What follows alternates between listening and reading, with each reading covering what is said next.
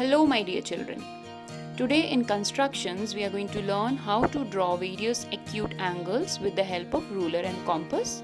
For that, first of all we need to draw angles of 120 degree and 90 degree. So let's start.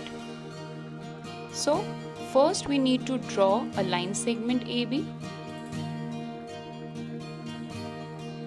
Then taking A as center, we'll draw an arc of any suitable radius.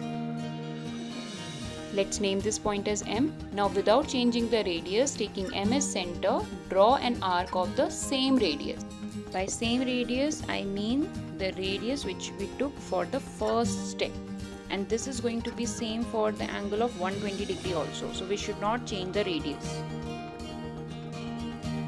And that's how we get the angles of 60 degree and 120 degree. Now taking N as center and radius of more than half of NS, we will draw an arc, and same thing we are going to repeat from point S. So what are we doing here? We are actually bisecting the angle between 60 degree and 120 degree. And what are we getting? This is the angle of 90 degree.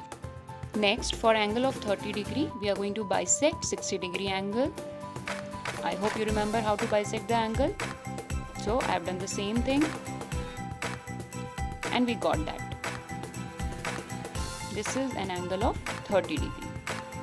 And once you have drawn, you should always recheck it.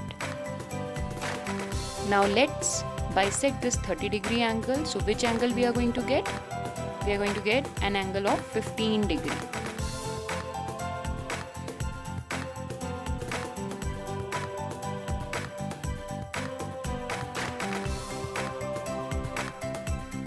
Now I'm going to bisect 90 degree angle. So just observe it carefully where I have kept the compass, how I'm drawing that arc, by taking what radius.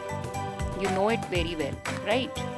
So the same process, the same steps I'm following to get the half of 90 degree, that is 45 degree.